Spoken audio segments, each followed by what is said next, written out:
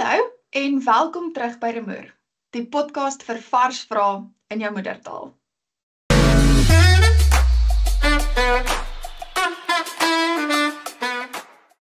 So vandag is ons baie opgewonde om 'n gesprek te hê wat baie na aan beide my en Alnika se harte lê, ek is seker. Ons gesels vandag met Jacques Meiburg. Hy is 'n voltydse leraar by 'n gemeente. En hy het onlangs sy PhD in jeugwerk gedoen, wat baie interessant is. So Jacques, ons is vreeslik opgewonde om jou vandag op die podcast te hê oor 'n gesprek oor geloof en 'n bietjie dogma. Die wegraping wil ons graag so 'n bietjie aanraak. So ja, ons is baie opgewonde en dankie vir jou tyd. Alnika, skop ons af. Hallo Jacques, is lekker om jou hier te hê en bietjie meer oor geloof uit te vind en dis seker my heel eerste vraag is, wat is geloof? Maar vir die antwoord, sal jy omgee om vir ons te kan ook beantwoord wat dit beteken om aan 'n geloof te behoort en geloof te hê? Want soos in Engels as jy dink aan belief en religion is twee verskillende goeders, maar in Afrikaans het ons nie twee verskillende woorde vir daardie twee idees nie. Dis albei geloof, maar ek wil graag weet wat is die verskil tussen daardie twee en ook wat geloof beteken. Hallo Alnika, baie dankie vir hierdie wonderlike voorreg om vandag in julle pyprogram deel te neem en ook sommer net so 'n bietjie my insette te lewer. Ek weet nie of ek noodwendig gaan bydra en gaan help nie, maar ek sal op my manier sal ek tog daarom so hier en daar inset lewer. Alnika, jy vra 'n baie belangrike en 'n baie interessante vraag. Daar is 'n baie groot verskil tussen geloof en godsdiens. Daar is baie godsdienste in die wêreld en baie mense behoort aan verskillende godsdienste. En gewoonlik bestaan 'n godsdiens uit 'n stel dogmas, wat nou maar basies oortuigings is, wat jy bely en wat jy glo, en dan lei dit éventueel tot 'n stel dade, wat dan nou in jou lewe moet wys dat jy nou aan hierdie spesifieke godsdiens behoort. Of dit nou 'n vorm van toewyding is wat jy moet toon deur sekere hoeveelheid gebede 'n dag te doen of sekere goed te gee of te doen. Dit alles bepaal dan éventueel dat jy nou aktief aan jou godsdiens deelneem. Uit ons Christelike oogpunt is geloof iets baie diepers, want geloof gaan oor 'n persoonlike verhouding met 'n Skepper. Die een wat vir ons in die kruis gesterf het en wat ons lewe vir ons kom nuut maak het. En omdat ons weet, ons is nou nuwe mense, gaan ons deur hierdie nuutheid nou anders optree en anders leef. Daar is so baie mense wat nie hierdie verskil verstaan nie, en wat dink dat jy moet net meer doen, dan gaan jy vir God aanneemlik word, en hy gaan op die ou end vir jou punte gee en sê, maar goed, jy het meer positiewe goed in jou lewe gedoen as negatiewe, so jou boekie is daarom min of meer aan die positiewe kant. En uit die Bybelse oogpunt uit is dit totaal al verkeerd, want die Bybel sê geen mens kan ooit homself red nie. Geen mens se goeie dade sal ooit genoeg wees om dit wat jy verkeerd gedoen het uit te wis nie. So, die enigste ding wat jy kan doen is soos daardie misdadiger wat in absolute geloof uitgeroep het die dag toe hy langs Jesus hang en gesê het, Vader of Jesus, dink aan my wanneer u vandag in die koninkryk ingaan. En die Here het gesê, dis genoeg. Daai oortuiging wat jy het, dat ek jou redder is wat jou gaan red. Want dit is genade dat hy jou red. En dan is jy dankbaar en dan leef jy 'n oorwinningslewe wat totaal al anders is as om net godsdienstig aan 'n godsdienst te behoort. Ek hoop dit antwoord jou so 'n bietjie.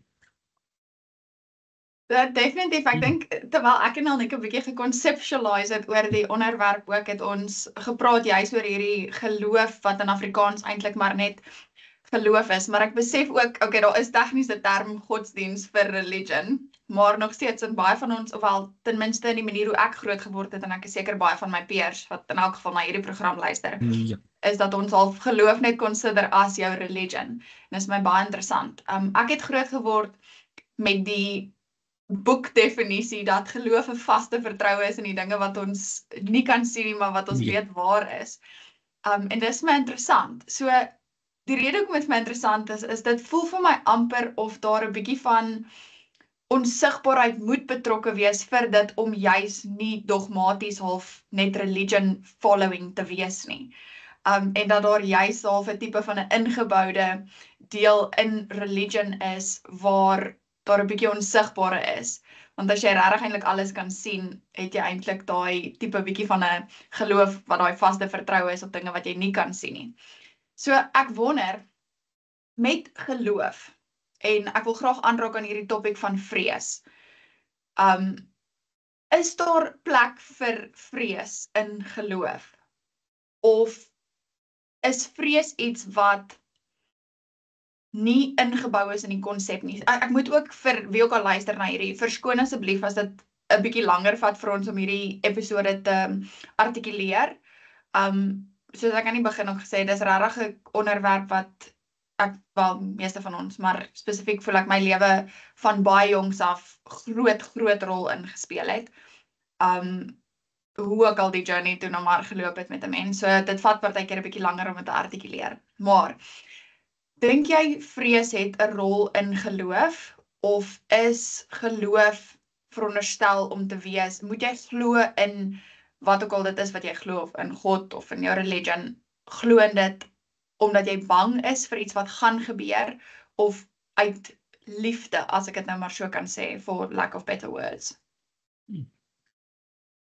En ek wil begin deur te komplimenteer om te sê jy is ingelig oor die belydenisskrifte.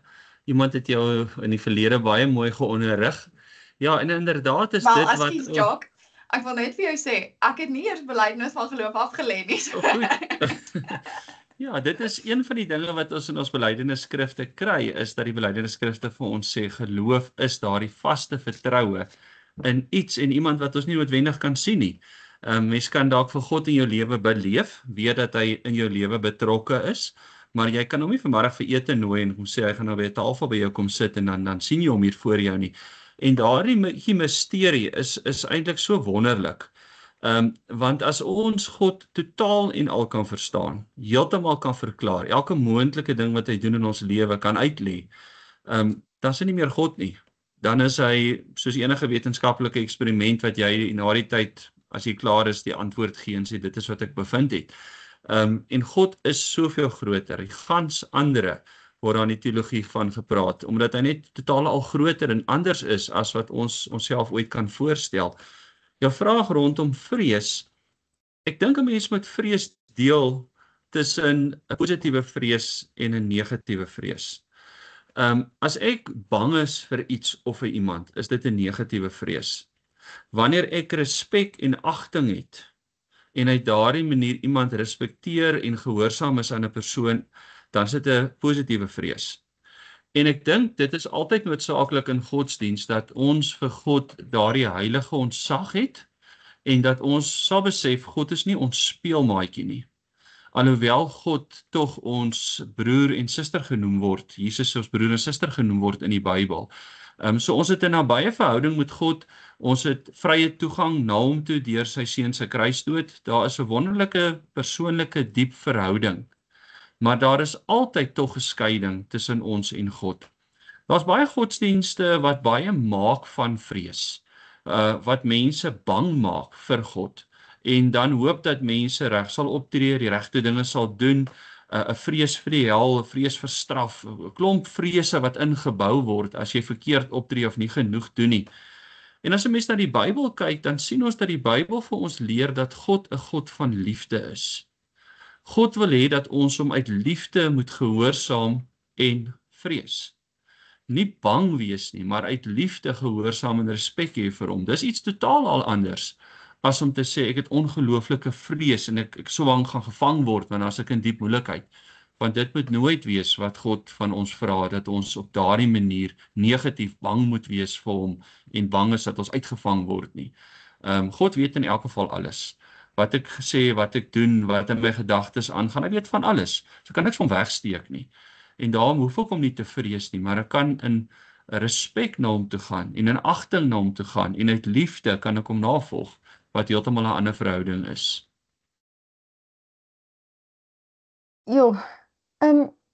Jacques,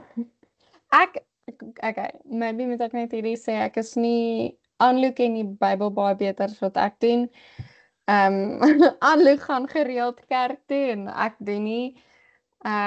nie dat ek sê soos Anne is beter as ek net omdat sy kerk toe gaan of die Bybel beter as ek ken nie, maar my idee van geloof of godsdienst at least is ek dink bietjie anders compare to die normale of whatever normaal beteken, maar ek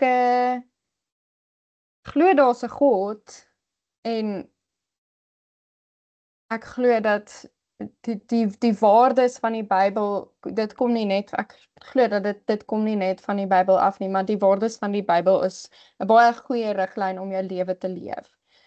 Ek wil nou vir jou vra, is totally unrelated tot vrees, maar daar is hierdie ding in my kop en ek het al baie hierdie gesprek gehad met ander mense wat sê hulle is Christene. So as ek is nie 'n Christen nie, maar ek glo in God. Dan en ek vra vir Christen, dink jy ek gaan hemel toe gaan as ek dit sê? Dan gewoonlik wat gebeur is hulle heel eerste reaksie is nee, ek gaan nie hemel toe gaan nie, want nie dat ek glo daar is 'n actual hemel en hel nie, maar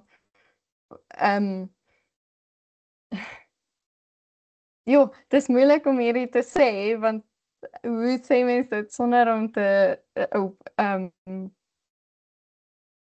sonder om te klink asof ek gaan soos maar dis alles anyway. So ek gaan nie hemel toe gaan nie want ek is nie Christen nie, maar ek glo in God en ek glo dat Jesus was 'n actual mens. Ek glo dat Jesus 'n actual mens was en hy het op die aarde geloop in die sin van hy het ook asem gehaal en water gedrink en kos geëet en mense lief gehad. Maar ek glo ek dat hy nie die enigste is nie. Wat dieselfde gedoen het nie. En dit mag dalk weer eens snaaks klink, maar daar's nie goed nie. Mense called yogis en yogis, dis wat Jesus was. As hy daai geskiedenis lees, is dit wat Jesus was. En die Boeddhists, as ek dit nou reg het, noem hulle yogis. Maar geloof is net 'n manier om, vir my at least, net 'n manier om met God te praat. Is net 'n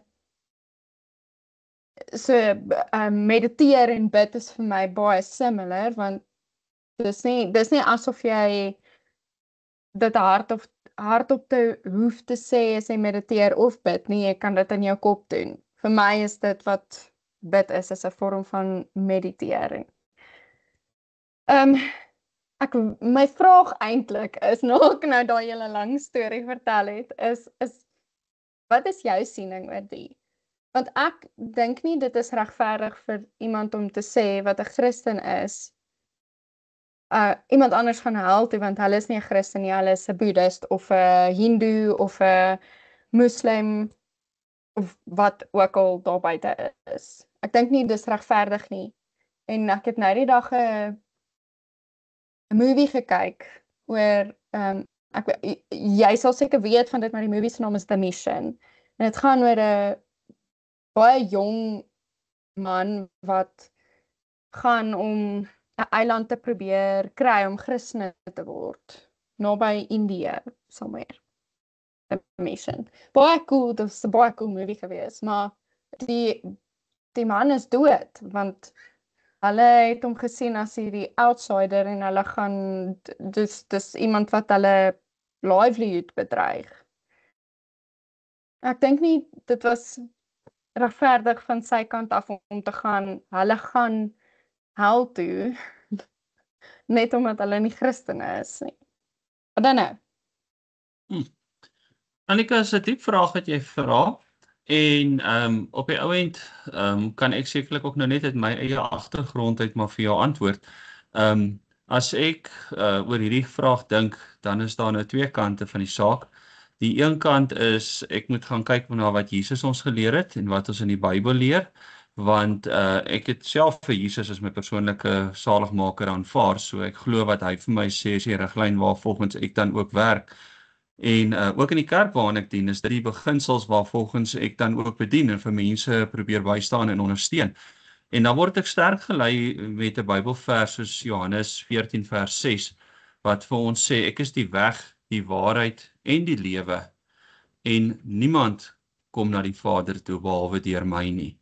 So, dis Jesus se eie uitspraak wat vir ons daardie sekerheid gee dat as ek by die Vaderhuis wil uitkom, dan is dit soos 'n deur waardeur ek moet stap, en as ek deur die deur wil gaan, dan moet ek deur hom gaan, want hy is die een wat die deur is en wat vir my die weg, die waarheid en die lewe is. Die vraag wat 'n mens nou weier moet vra, is wat nou van mense soos 'n Dawid en 'n Abraham en Elia, almal wat voor Christus geleef het. Nou as mens na die Ou Testament kyk, dan sien 'n mens dat die Ou Testamentiese mense baie sterk verwagting gehad het van 'n Messias wat gaan kom. Hulle het van vroeg af dit alreeds geleer. So, hulle het hulle vertroue geplaas in daai Messias wat gaan kom en wat dan vir hulle die redder gaan wees. So, ja, ek dink God weet wat hy daar ook doen en hoe hy dit gedoen het, en hy het Christus gestuur op die regte tyd, en daar het 'n verandering in die wêreld gekom nadat Jesus gekom het. So ja, ek vertrou met my hele hart op dit. Ja, ek weet nie, om vir jou nou te sê, Nika, jy gaan nou direk sommer net hel toe, want jy het nie 'n verhouding met God nie. Is 'n moeilike ding om maar net so te sê, want ons weet dat die Here na jou hart kyk, dat hy ook in die Bybel vir ons sê, kyk na die besnydenis van jou hart, 'n innerlike geloofsverandering.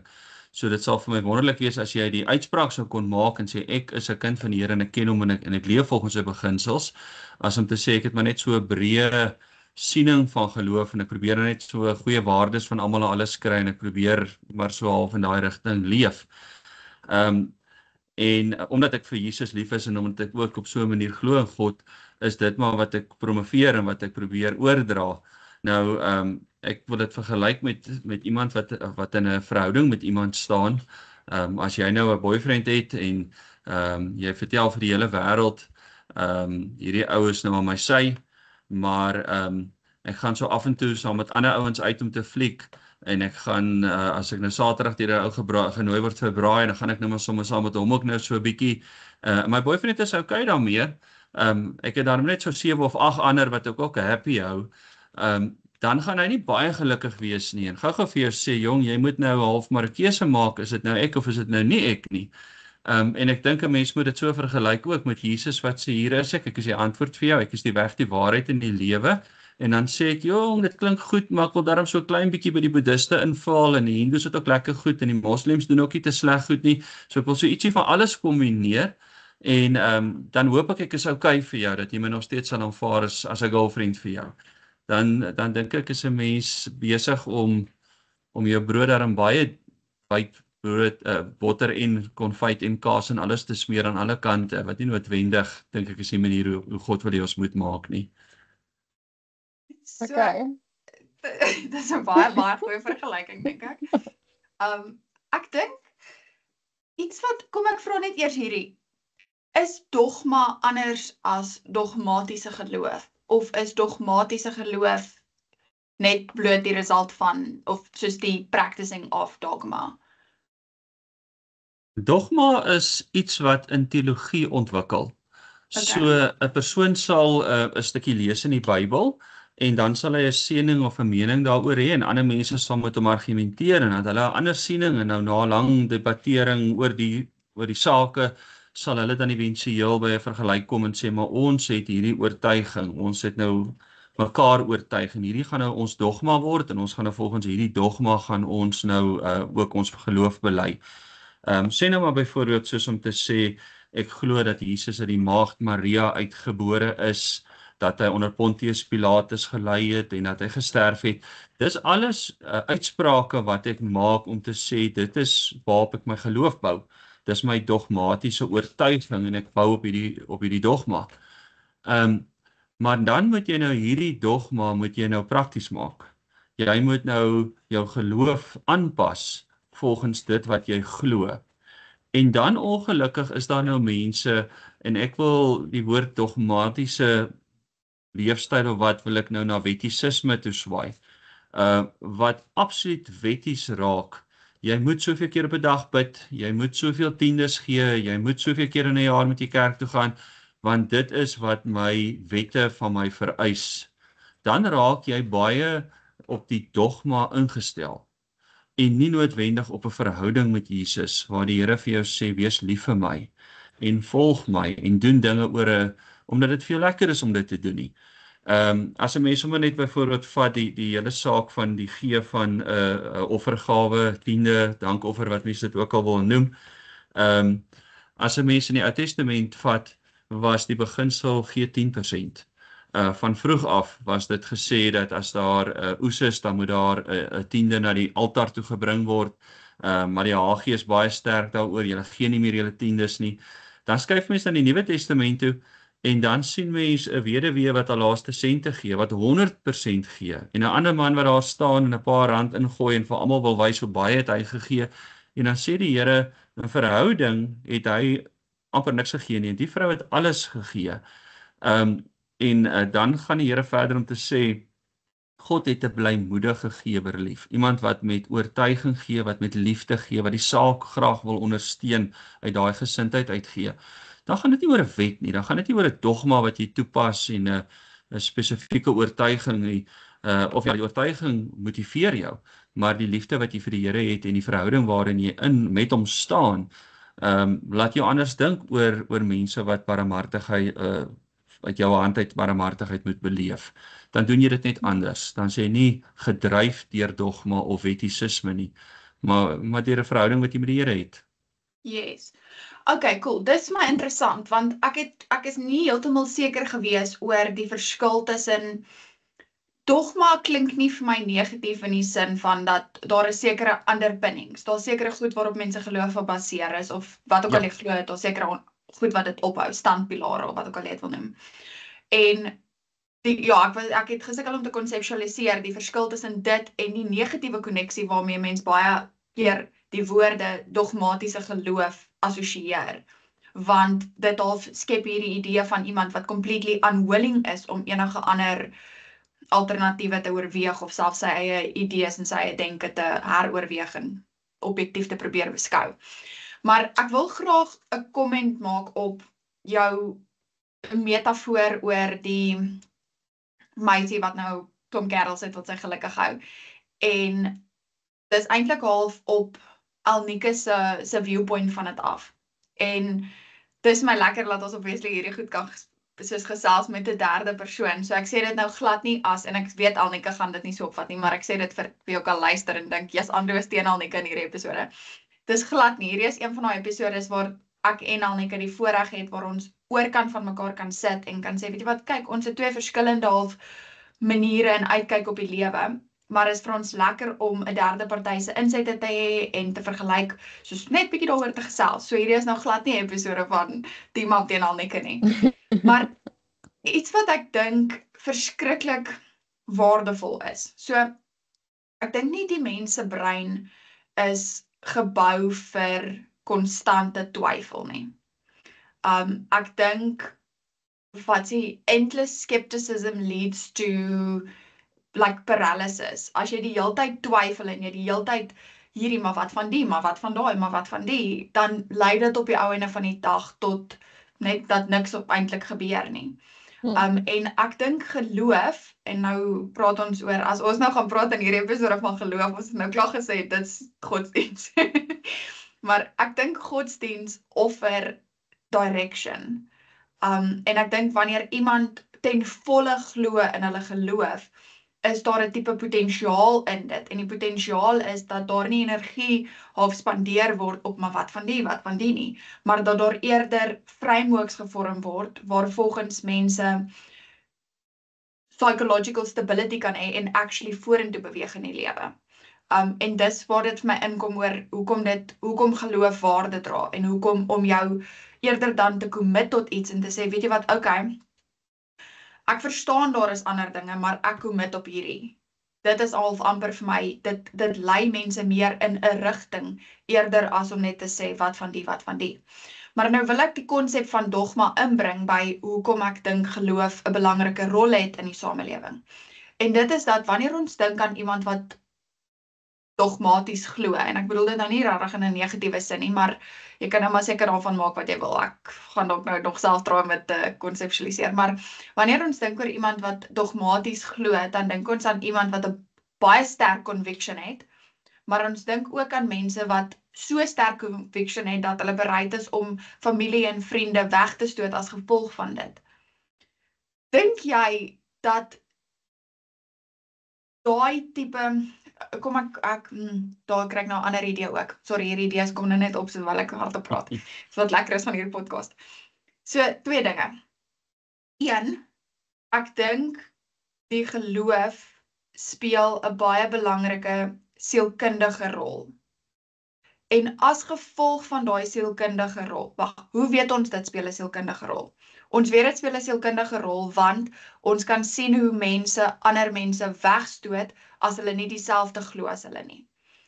Ek dink dit gebeur omdat mense wat werklik 110% geloof en vaste vertroue het in hulle geloof, is mense wat uit sal gaan en bereid sal wees om dood te gaan, sodat hulle vir ander mense daai selfde geloof kan verkondig, soos wat Anneke die storie vertel het van The Mission.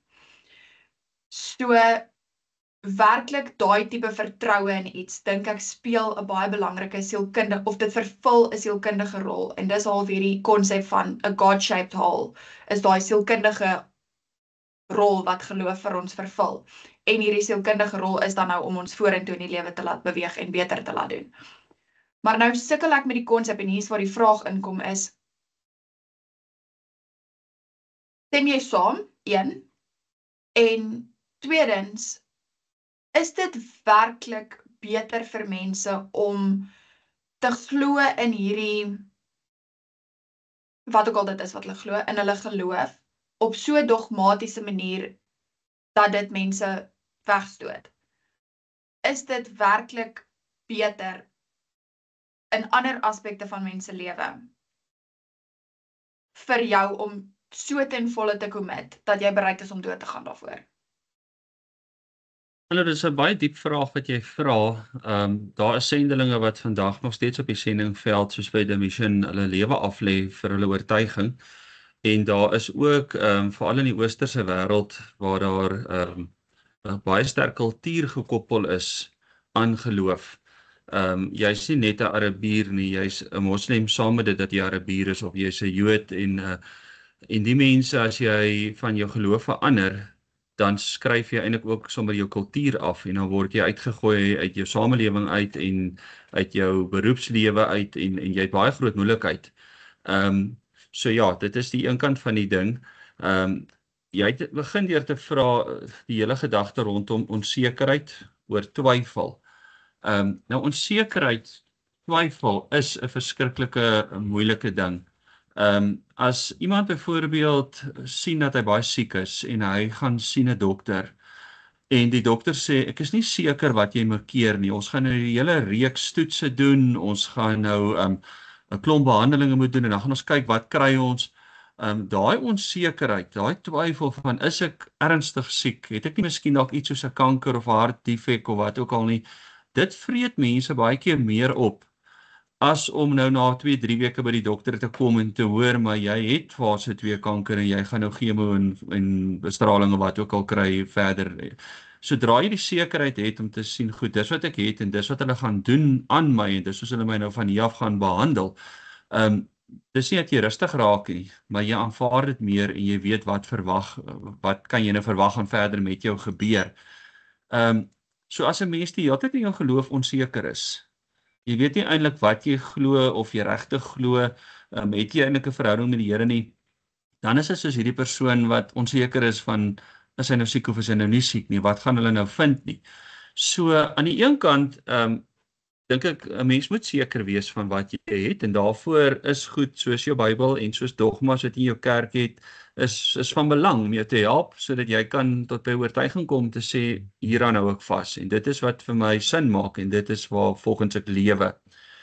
Maar om te bevraagteken is iets heeltemal anders.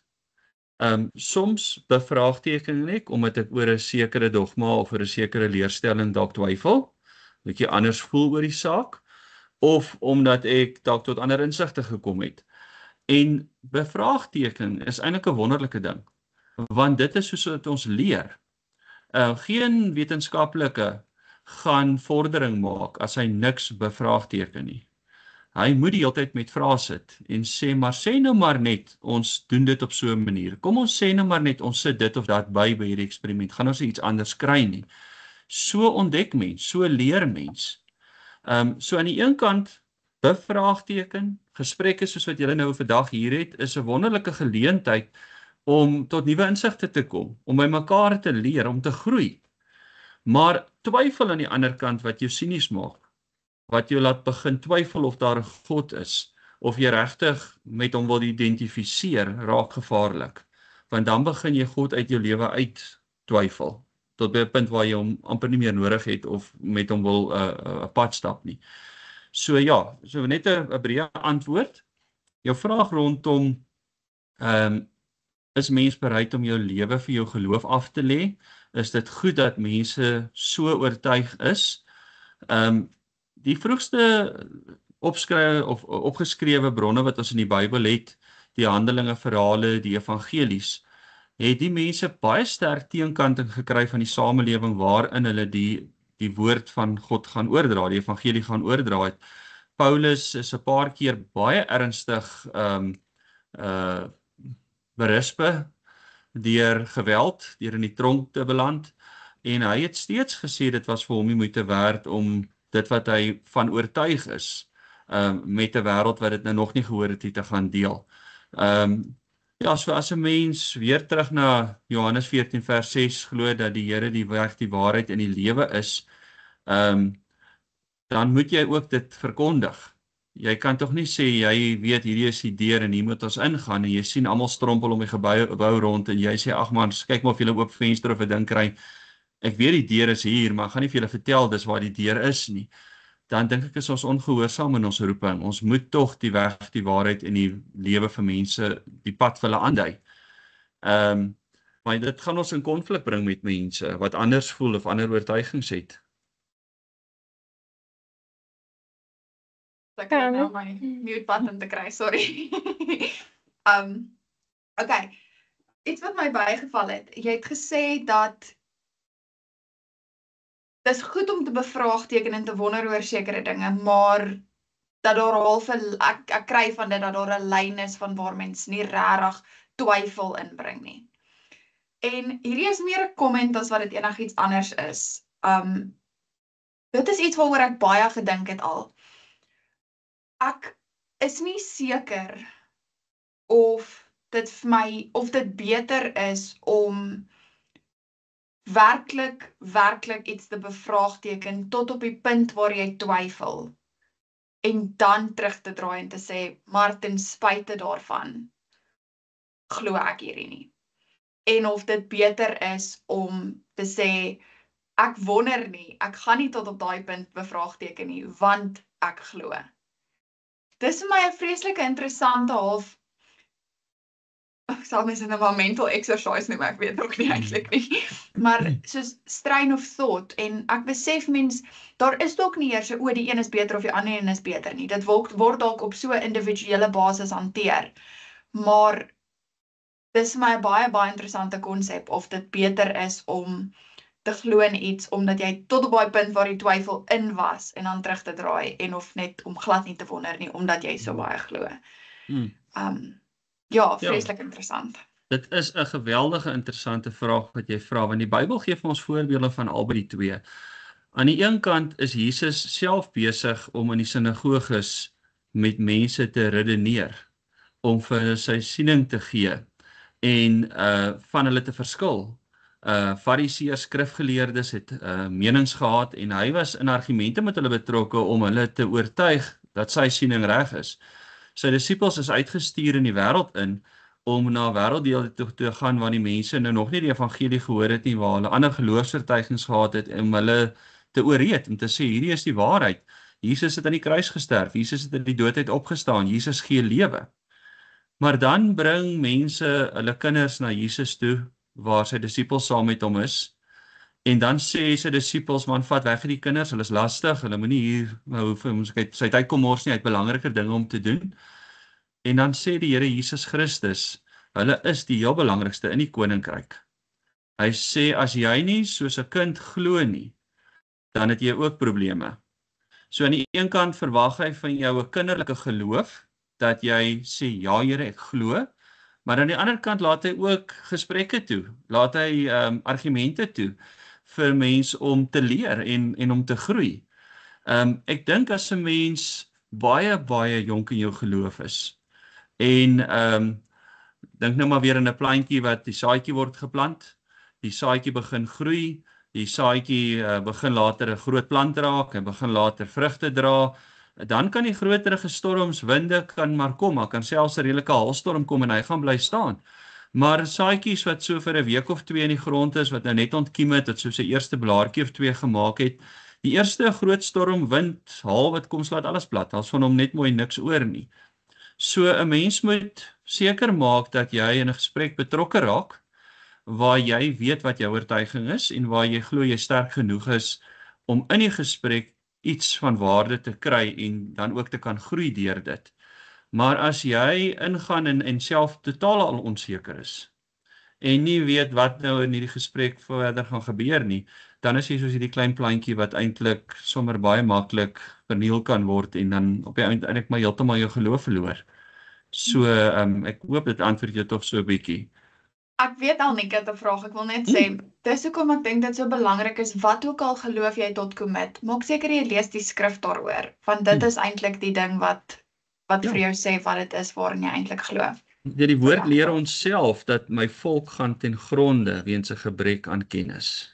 The age-old skrifgie. Ja. Jock,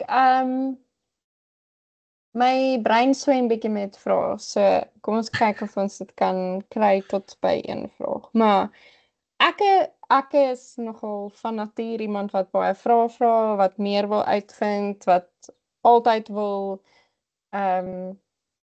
leer oor iets, al stem ek nie noodwendig saam met dit nie. Nie dat ek sê ek stem nie saam nie. En weer eens, ek sê ook nie ek's nie 'n Christen nie, want ek glo in God en ek weet dat Jesus het gelewe. My ding is net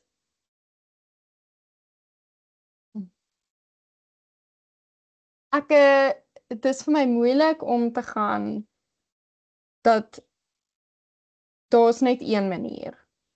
Want nêrens in die lewe, nêrens in die lewe is daar net een manier nie. Daar is nooit net een manier vir jou om jou graad te kry nie. Menende, soos jy hoef nie, daar's nie net een paadjie nie. Jy kan 'n gap jaar vat, jy kan nie 'n gap jaar vat nie. Jy kan jou graad doen in 5 jaar, jy kan jou graad doen in 3 jaar of 4 jaar, wat ook al.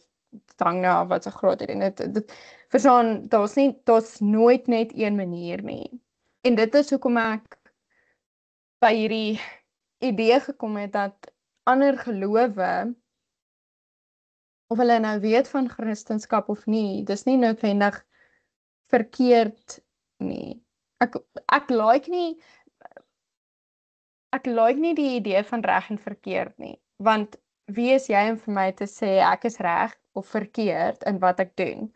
Soos byvoorbeeld my naels, as ons nou kyk na my naels, dis 2 verskillende kleure, die hande is 2 verskillende kleure. Anloes sal byvoorbeeld sê, daai is verkeerd, jou naels moet almal dieselfde kleur wees, maar in my kop is ek soos, maar dis net naels, ek hou van hoe dit is en dit werk vir my. So, ja, dit is vir my moeilik om te gaan, soos daar's net een manier en dis die regte manier en jy moet so, andersins gaan jy hel toe. So ek sien geloof as net 'n ander manier, net 'n ander paadjie. Of jy nou intussen van Christendom na Boeddhisme toe gaan of van Boeddhisme na Christendom toe of wat ook al, dis net 'n manier. Ek sou meer ge-worried gewees het oor die mense wat gaan, daar is nie 'n God nie, of daar is nie 'n God essentially is 'n higher entity, soos iets wat groter is as, nie fisies groter as ons nie, maar groter is as ons, groter is wat ons brein kan even fathom. En I mean, ek glo in God en ek glo in die idee van God En as ek daaraan dink, dan dink ek dis so crazy, maar ek glo in sielkunde en sielkunde is totally net in jou kop. Dis wat sielkunde is. Daar's nie 'n fisiese aanraking tot dit nie. Anyway, my vraag. My vraag is basies hoe en weer eens ek maak jou nie verkeerd nie, dit is dalk ook net 'n belief van jou en maar hoe weet ons dat die Bybel of Christendom is die regte een? Want soos ek sê, daar's soveel maniere om by plekke uit te kom, selfs as jy met Kaap toe ry. Like, jy kan die lang pad vat, jy kan die kort pad, dit gaan nog steeds maybe 2 dae vat, maar soos daar's soveel opsies en dit klink snaaks, dit klink funny as ek dit seker sê, soos daar's soveel opsies, maar ja, I don't know. Ek hoor wat jy sê, Elnike, en jy laat nou so vinnig net verwys in die begin dat ek so rukkie terug ook nou 'n PhD gedoen het, juis nou ook in jeugwerk.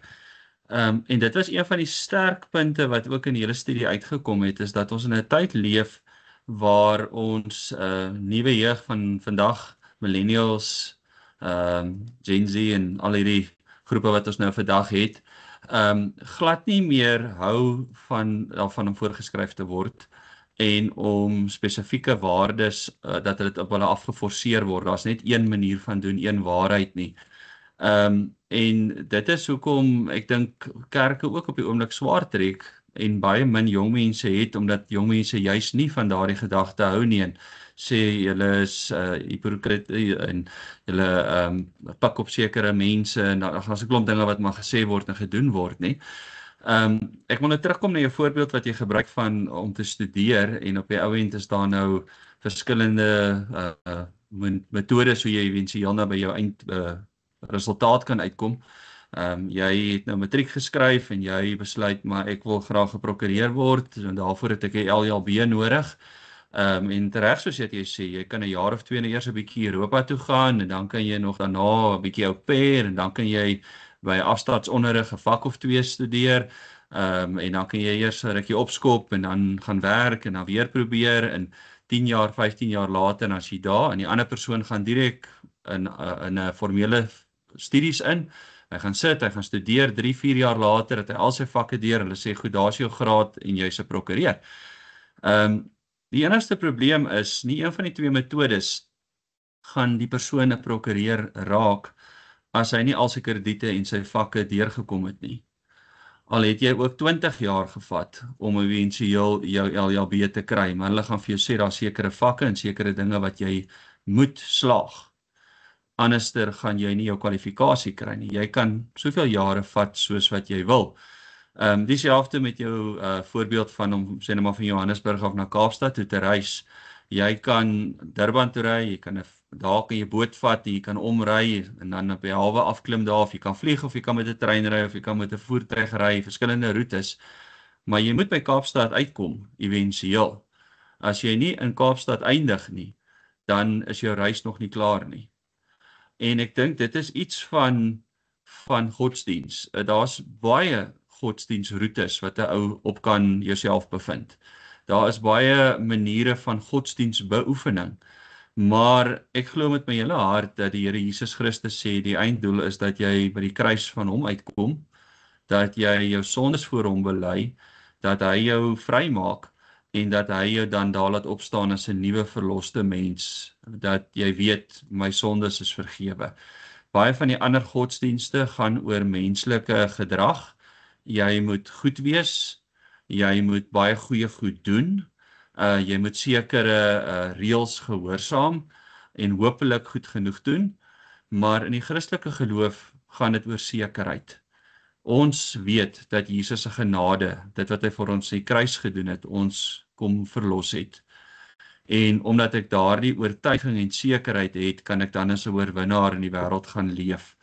Ek gaan nog oor baie goedjies twyfel en daar's baie dinge wat ek gaan bevraagteken en daar sou sekerlik nog dramas wat in my lewe gaan kom, maar ek gaan daar die een oortuiging en sekerheid hê, dat ek is aan die kruis nuut gemaak, ek is deur hom vrygekoop, en daar nou ook vas, en dit gee vir my sekerheid en help my op my pad vorentoe. Iets wat vir my uitstaan uit die storie wat julle beide nou by mekaar aangehaal het oor die roete en die opsies, is dat jy actually een van hulle moet kies. En om een te kies, maak nie saak dan nou op jou en daar, ek dink daar is seker is wat beter is en seker is wat nie so goed is nie, maar maak nie saak wat die opsies is nie, kies een. Kies een en kind of commit daartoe, en ek dink jy is op 'n beter afposisie as wat jy net glad nie commit nie. En die Ja, as rede jy nie vir een dit kies is, nie, gaan jy nêrens heen nie. Sorry, ek het jou nou in die rede geval, maar maar ek dit dink nie, is so ek het sien. Ja. As jy nie een kies nie, gaan jy nêrens heen nie.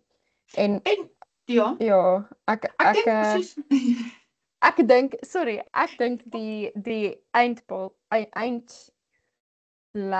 die doellyn is nie noodwendig die geloof wat jy kies nie, maar Christene sou nou sê die ewige lewe of jamel, ander gelowe sal nou nie noodwendig dit sê nie, maar essentially die dood, ek dink die eindlyn, die doellyn is die dood en jou aanvaarding van die dood. So ek het sien is as jy so as ek nou reg het, die Hindus glo in reincarnation, en Christene glo in die ewige lewe, wat essentially, dit hang af, in my opinie at least, as jy kyk na dit, is altyd essentially dieselfde, want jy lewe nog steeds, maar dis net 'n ander manier om te lewe, I don't know, maar jy lewe nog steeds, jy gaan nie dood nie, jou siel gaan nie dood nie. Maar vir my is die einddoel na die dood, whatever gebeur na die dood, en geloof, enige geloof is geneig om daai gerusstelling te gee van wat gebeur na die dood, want meeste mense, sorry Annie, ek het hier vieslik in my lewe in die rede geval, ek maar gaan jou nou respond.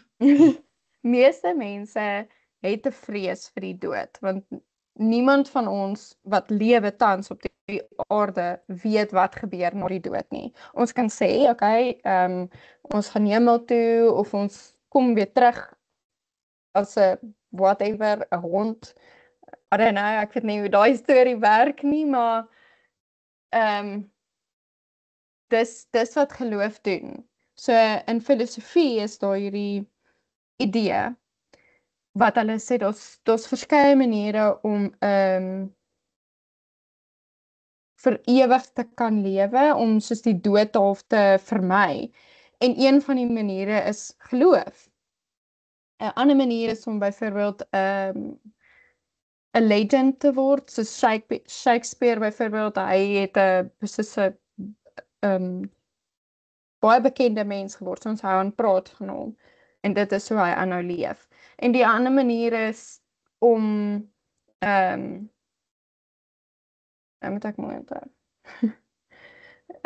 Die ander manier is om actually te probeer so lank as moontlik te lewe. So jy mens skryf vandag scientists wat studies doen om hoe kan ons lywe vries voordat ons doodgaan, sodat ons oor 200 jaar geontvries kan word. Byvoorbeeld, die ander manier is net om fisies langer te lewe as wat jy naturally kan. So ja, daai 3 maniere, ek dink is dit die enigste maniere, maar dis ja, dis 'n moeilike ding, want daar's so baie aspekte. Ek dink iets wat vir my, waarmee ek met jou verskil. Okay, ek stem saam. Geloof gee 'n mate van gerusstelling. Ek dink dit bring vir mense die feit dat mense vrede kan maak met om nie alles te weet nie, deur middel van die gerusstelling wat hulle geloof vir hulle gee, bring dit gerusstelling. Maar waarmee ek met jou verskil is die feit dat jy sê jy dink, of jou view, soos vanuit jou POV, is om vrede te maak met wat ook al na die afterlife te gebeur, met die dood, is jou dis die einddoel. Maar Ek dink nie dit is die doel van geloof is om gerusstelling te kry nie. Ek dink die doel van geloof is daai God-shaped hole waarvan ons vroeër gepraat het om dit te vul. Maar iets wat vir my onlangs oopgegaan het en dit het vir my uit die storie van Job uitgekom. Ek gaan nou nie die hele storie verduidelik nie, maar net briefly, die storie van Job is dat hy was geconsider as 'n persoon soos 'n servant of God wat uit letterlik as sy seuns moontlik foute gemaak het, het hy offers namens hulle gaan bring. So hy was gesien as 'n baie skriftelike persoon. Dit was nou voor obviously Moses se wet, so ek kan nou nie sê wettiese persoon nie, maar hy is geconsider as 'n baie religious mens. Maar hoe ook al jy nou die storie verstaan, hoe dit vir my sin maak, is dat die dinge waardeur hy gegaan het, was om te kom op die punt van, dit gaan nie oor hierdie actions wat jy doen nie. Dit gaan nie oor wat jy in jou lewe kry of hoeveel actions jy doen nie, maar oor taking yourself out of the picture and being about, in Job se storie, oor God. Dit het nie gegaan oor Job en hoe righteous hy is nie, dit het gegaan oor God. En hoe dit vir my connect aan die konsep van filling that God-shaped hole, is dat die enigste manier om daai God-shaped hole te vul, is nie om die hele tyd te soek na wat dit is, wat die hole vul nie, maar om actually, genuinely, te leer ken wie dit is wat die hole vul. Dis waar die purpose van religion eintlik inkom vir my, is om, ek gaan dit nou connect aan jou punt van die afterlife, maar ek dink, ja, in plaas daarvan dat ek dit sien dat die einddoel van geloof is om vir my gerusstelling te gee oor die dood, sien ek die einddoel van geloof is om op te gee dat, weet jy wat, ek wil hê dit moet die hol vul, of op te gee wat kan ek doen om die hol te vul, en eerder te sit uit 'n perspektief uit van, wanneer jy werklik probeer besef, haal myself gou uit die prentjie uit, en leer ken wie dit is wat die hol vul, dan word die hol eintlik gevul. Maak dit enigstens sin? Ek weet nie, Jacques, of jy 'n ander Dit ek maak wil- sin. Ek wil Dit net maak sin. kan ek gou byvoeg by Anlu, ek hoor dat jy sê Annika van daar is definitief 'n mate van hoop wat in geloof deurkom vir die eindtyd, dat jy jou vertroue in jou opperwese plaas en sê my lewe was nie doelloos op aarde nie en ek weet aan wie ek myself verbind het, so daar's nou vir my iets wat wag na die tyd. Maar ek wil by Anlu aansluit en sê vir ons as gelowiges, vir Christen gelowiges, het ons die oortuiging dat God by jou daaglikse lewe betrokke is. By alles wat jy hier beleef, alles wat jy hier nodig het, kan jy kommunikeer met God en kan jy vir God vir hulp vra. En dan is dit verwyer as om te sê, weet jy, as ek die dag sterf, weet ek, daar wag vir my 'n plekjie in die hemel, die Here het vir my dit gaan gereed maak. Daar's ook die sekerheid om te weet, ja, ek is op pad soontoe, dis die eindstreepie, dit gaan wees waar ek eindig. Maar elke dag, elke omstandigheid waarin ek myself hier bevind, het ek 'n helper langs my, het ek sy gees in my, wat ek op kan vertrou, wat ek op kan reken, wat ek vir leiding en raad voor kan vra, ek het sy woord wat vir my 'n riglyn gee, en dit vul daai gat, om te weet, dit is wat God kom doen het. Hy het my kom heel maak, hy het my kom nuut maak, en het my ook hoop gegee vir die toekoms. Okay. Ek hoor wat julle sê, en dis actually baie cool. Dis cool dat ons hierdie gesprek het. Ek love hierdie gesprekke, en weer eens, ek sê nie ek glo nie in God en Jesus nie, maar hoe dit vir my klink, at least, is so in sielkunde is hierdie ding spesifiek, kom ons sê spesifiek Jungian psychology. Lang storie kort, maar dit gaan oor as jy iets wil hê. So gewoonlik as mens iets wil hê en jy kan dit nie dadelik kry nie, dan jy soos hierdie, ek moet dit hê en wat kan ek doen om dit te kry en hoe gaan ek dit kry en hoe gaan ek my lewe aanpas, of kom ons sê ek moet baie geld spaar vir dit, hoe gaan ek dit spaar en dan dit kry en hoe gaan ek dit maak dat dit gebeur. So om by Anlu ook aan te pas, is die idee van om iets te want, as jy iets so erg soek, die beste sal wees om daai attachment wat jy het tot dit wat jy soek te laat gaan, want dit vat spasie. So as ek dit kan bring by geloof of by religion at least, die doubt, as jy so baie doubt het, die beste sal wees om dit te laat gaan, want dit vat spasie. En die oomblik wat jy dit laat gaan, then it will come.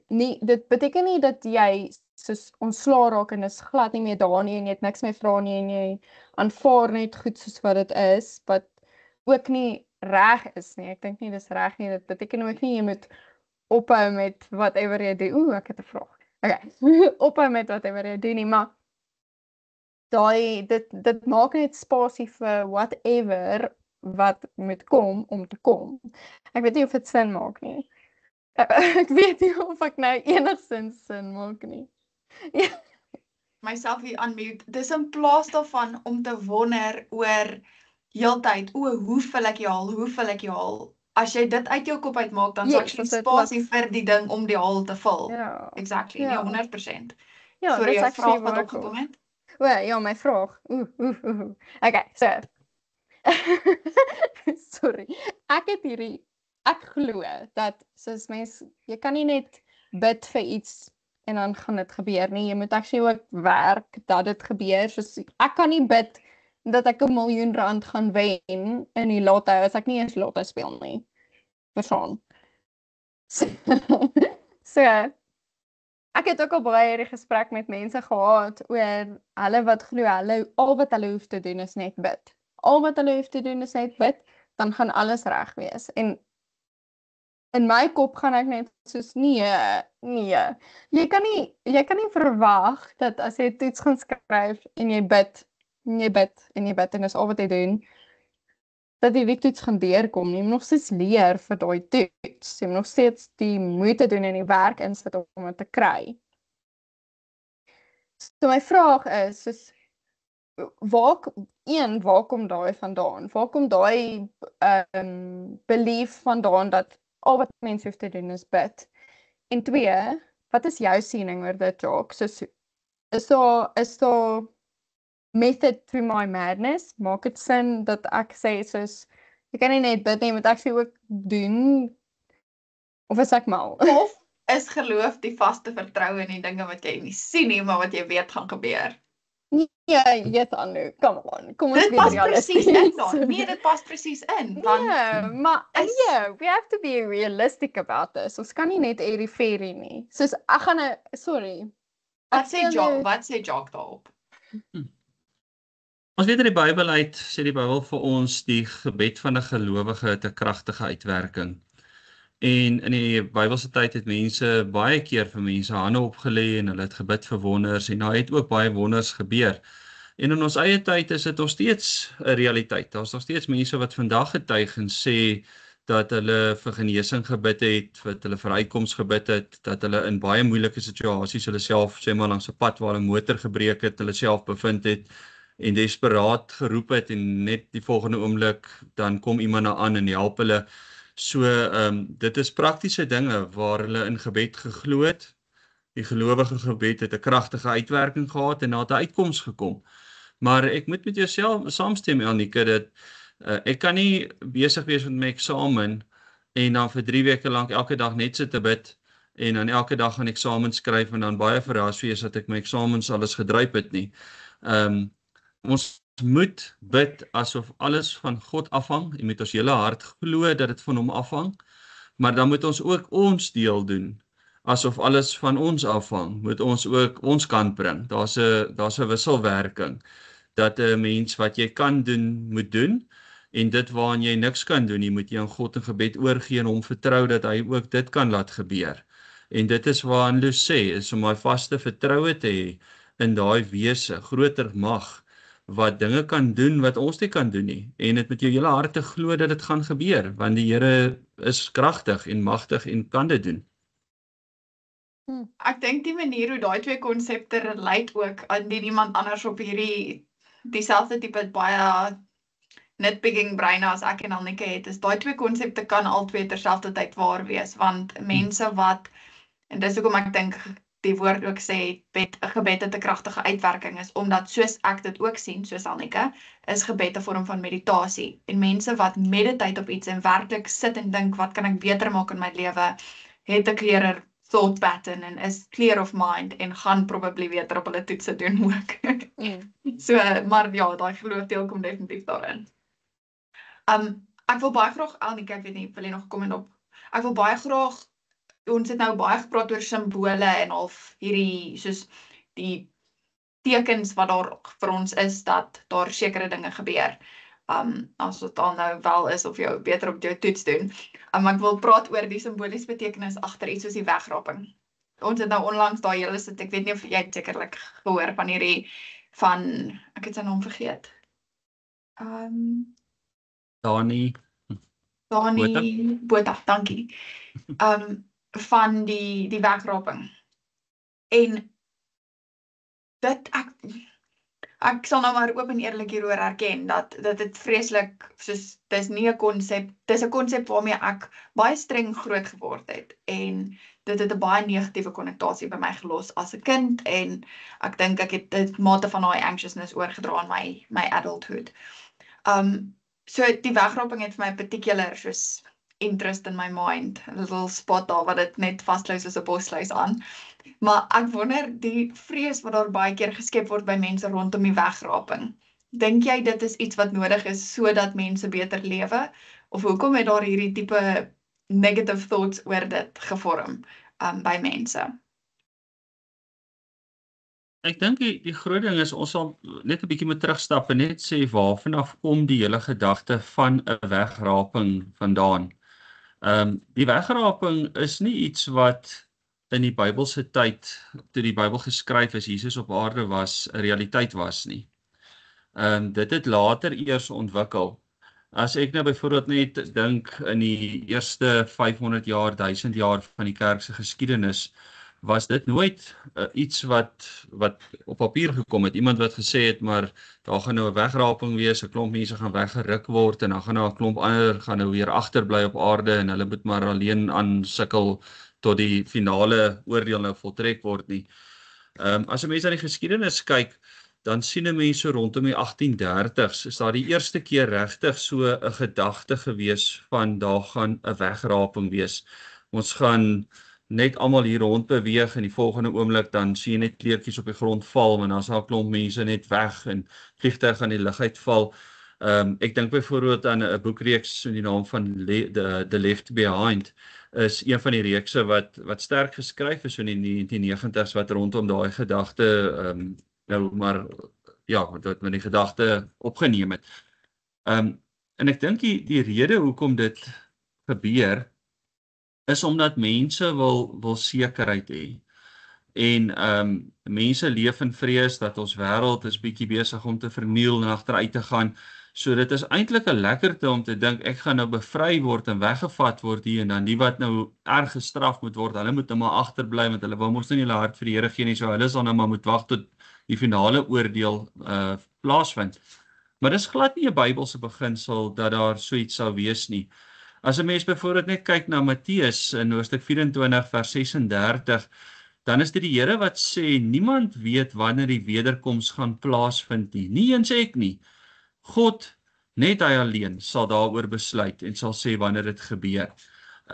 So Jesus is tussen sy disippels op aarde nog voor sy opvaar na die hemel toe en dan sê hy, maar daar gaan iets gebeur, daar gaan 'n wederkoms wees, daar gaan mense gevat word hemel toe, maar wanneer dit gebeur, weet nie eens hy nie. So as iemand begin met datums speel, getalletjies, hierdie enetjie by daai en maal en dan as jy hierdie een bygooi, jy gooi dit in die voedselverwerker en dan skop nou 'n getal aan die ander kant uit en daai dag is die wederkoms, dan is my vraag aan so 'n persoon, wanneer het jy belangriker as Jesus geraak? Dat God dit aan jou geopenbaar het, maar nie eers aan sy eie seun sê nie. Sy seun wag tot die dag aanbreek en die Vader vir hom sê dit is vandag gebeur die wederkoms. Maar dan is iemand hier op aarde nou al lankal ingelig en hy moet eintlik vir Jesus inlig oor wanneer die datum gaan wees, want hy het nou al lankal alreeds die datum uitgewerk. Ek het 'n bietjie van 'n probleem daarmee, maar ek verstaan die sielkundige behoefte aan so iets van mense wat sê, maar ek wil nie meer deel wees van die wêreld nie. Dis eintlik 'n bevryding as ek weggevat word, want ek is so diep afhanklik van die Here en hy gaan my vat. Ja, so ek weet nie of dit jou antwoord Ek nie. dink ek dit definitief doen. Ek dink vir my die interessante deel oor dit is dat toe die baie skrifte rondom die rapture, toe dit geskryf is, dink ek baie van hierdie mense sou vandag eerder dalk konsider word as kunstenaars. Ek dink omdat hulle so in touch was ook probably met hulle onderbewussyn, waarin baie van hierdie simboliese beelde deurgekom het. En ek dink daar was baie waarde daarin om hierdie simboliese prente wat vir ons gegee is en wat generasies oorleef het, eerder te interpreteer as die waarde wat dit vir ons, die boodskap wat dit vir ons probeer dra deur onderbewussyn prentjies en wat ons ook al daarmee assosieer, eerder as die direkte image of heaven and hell. Ja. So ons vra gewoonlik ons vorige gas om vir ons 'n vraag te los vir die volgende gas. Ek dink ons kan dit hier opbring. Die vraag wat gededicate is aan jou is oor as ons werklik mense is wat geïnteresseerd is daarin, soos ons is geïnteresseerd daarin om 'n beter wêreld te skep vir almal. Hoe dink jy kan ons as konstruktiewe mense deurdring tot ander mense wat dink afbreek en wegmaak is die beste, is die opsie vir nou? Yes, ek het daai vraag, hy het dit in Engels gevra en ek het dit tydjie gebutcher in Afrikaans.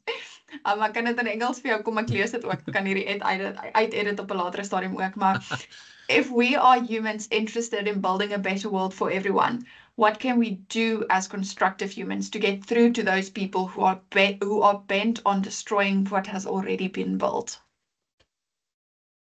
Ek dink 'n spreekwoord wat sê woorde wek, maar voorbeelde trek, is hier baie mooi van toepassing. 'n Mens kan probeer om mense te oorreed, om vir mense te sê moenie afbreek nie, dis die verkeerde ding om te doen. Maar om eerder te bou en op te bou en liefde uit te straal en die ander alternatief te wys en resultate te begin wys, het 'n baie groter effek en verander baie harte as wat jy die hele tyd met harde woorde probeer om iemand in 'n rigting in te dwing of te druk. Hier waar ek nou in Pretoria woon, in hierdie omgewing, is daar groot projekte aan om ons gemeenskap mooi te maak.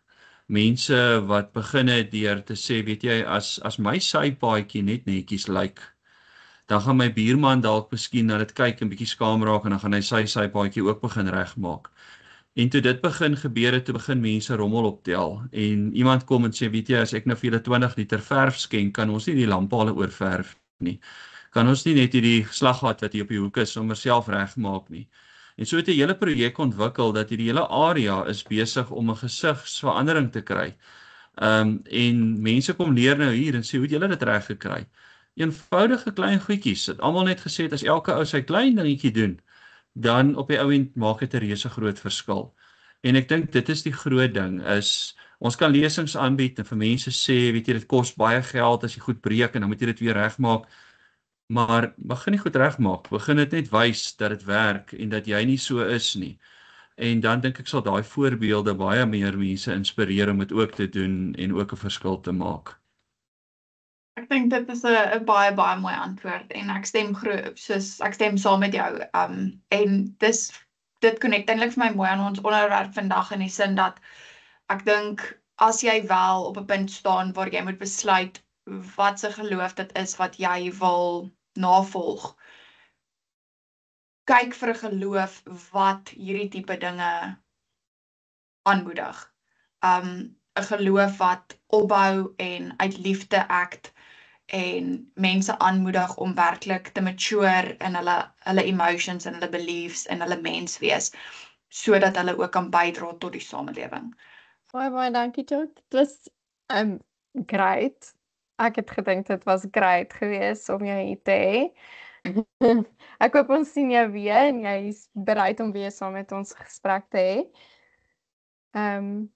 Ja, okay.